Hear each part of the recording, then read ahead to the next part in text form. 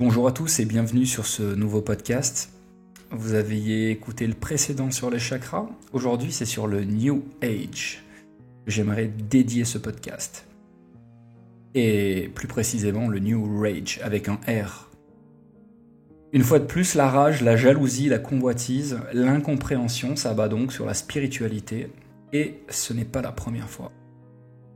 Comme d'habitude, avant de rentrer dans le vif d'un sujet, voici quelques définitions afin qu'ensemble nous puissions entrevoir un point de vérité plus éclairé et surtout partagé. Voici dans l'instant ces quelques définitions.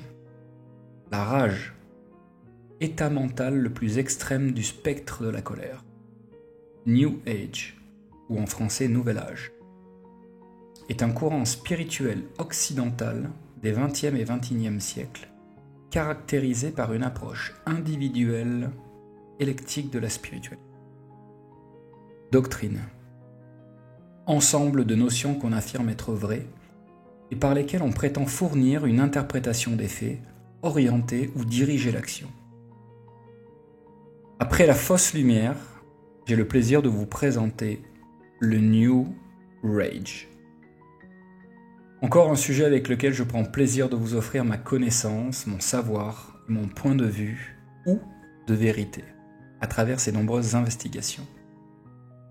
Avant de commencer, j'aimerais remettre en contexte de nombreux points, car parler d'un sujet si complexe et incompris par la plupart nécessite de remonter un peu dans le temps pour découvrir comment ce terme est véritablement apparu et ce qu'il veut dire.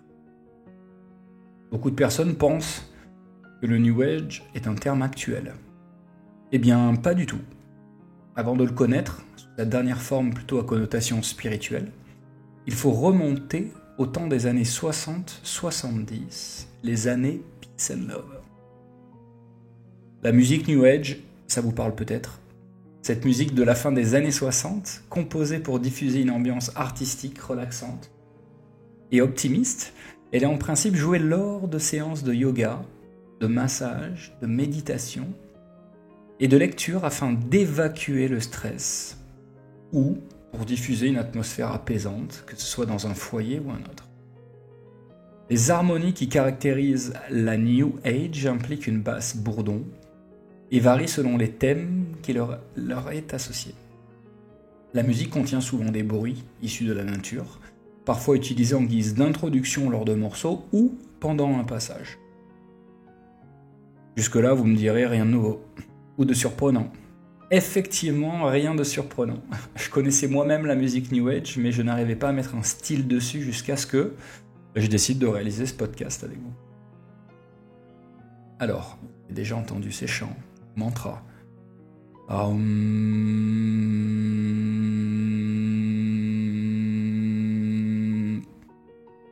Ça vous parle peut-être ? J'arrête là, je suis pas un spécialiste. Remontons encore un peu en arrière, mais cette fois-ci, nous allons faire un saut dans les années 1920-1930. Vous ne connaissez peut-être pas son nom, mais peut-être l'une de ses prières, la Grande Invocation. Pour ma part, cette prière est incroyable, de résonance, de vibrance. Je n'avais aucune idée d'où elle pouvait provenir, et la réponse m'est apparue dans mes différentes recherches et investigations. Elle s'appelle Alice Bailey. Elle est née en 1980 à Manchester. C'est une auteure britannique sur l'occultisme.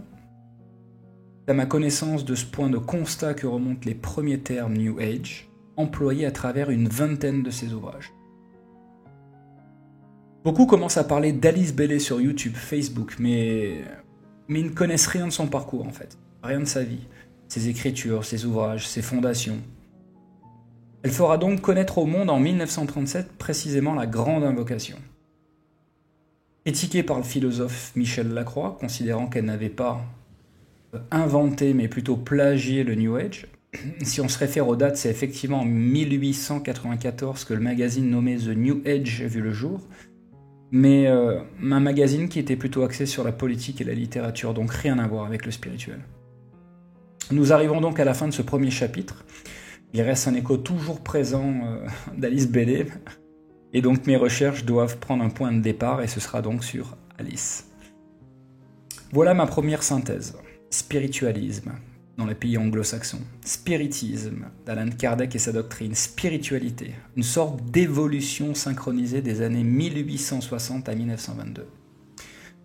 Après plusieurs jours de recherche et de croisement d'informations, je comprends donc progressivement que cheminer vers son propre point de vérité attire de nombreux penseurs, que les techniques utilisées sont pour la plupart des doctrines déjà existantes. La grande question du plagiat serait-elle en train de partir aux oubliettes? Qui plagie qui et qui invente quoi vraiment? Je pense en toute humilité que nous sommes tous des co-créateurs ici-bas. De ce fait, chacun d'entre nous crée à sa manière. La plupart de ces doctrines que beaucoup qualifient de New Age sont des évolutions et des approches différentes de la spiritualité. Vous avez peut-être entendu parler des 7 rayons, de la lumière de l'âme, des traités sur la magie blanche, sur le feu cosmique. Eh bien, tous ces noms restent des ouvrages d'Alice Bailey, l'une des premières pionnières qui utilisera le terme New Age dans ses propres ouvrages et qualifiée elle-même de New Age par ses détracteurs. C'est le cas typique d'ailleurs qui se présente ici même. Comment se réapproprier un terme et le retourner contre sa créatrice? C'est quand même fort. C'est comme si vous preniez une évidence et que vous en faisiez l'une de vos vérités. Donc pour faire un récap et se recentrer, le terme New Age voit le jour après les ouvrages d'Alice Bailey. Ce terme a vu le jour au début des années 1980, dans sa fonction spirituelle première, utilisé pour qualifier un style musical d'un courant, et pour enfin revenir à ses origines premières, la spiritualité. Le hic, c'est qu'aujourd'hui, être spirituel, canalisé, prétendre être médium, clairvoyant, méditer, prononcer des mots un peu trop incompris par beaucoup, serait qualifié de New Age.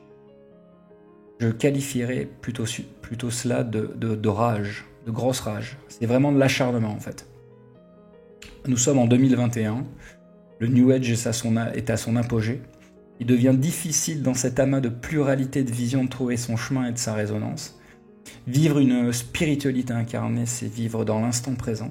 Il est facile pour certains de rester sur ce fil si fin pour ne pas glisser d'un côté ou de l'autre, dans la lumière totale ou dans l'obscurité permanente. Se faire l'avocat du diable reste la solution la moins risquée, mais comme je le dis souvent, ne rien faire, c'est laisser faire. Nous sommes donc des co-créateurs qui améliorons en permanence l'approche de la vision globale que nous pourrions avoir sur cette planète pour vivre en harmonie et en équilibre. Tout a une raison d'être. La fausse lumière, autant que le New Age, reste des étiquettes qui ont le sens que l'on veut bien leur donner dans l'instant où nous le faisons et le comprenons. Il est grand temps pour ce nouvel âge d'arrêter de s'acharner avec rage et plutôt d'unir nos connaissances, notre savoir. Il existe, à mes yeux, autant de doctrines en finalité que de façons de penser. Laquelle est la bonne, la meilleure, celle qui résonne en vous, bien évidemment. Pourquoi alors accepter une pensée unique? Pourquoi admettre qu'il subsiste qu'une seule vérité? Pourquoi suivre une voie aveuglément en supposant qu'elle soit la meilleure? Bien, peut-être parce que nous avons peur de nous tromper et de devoir expérimenter de nouveau.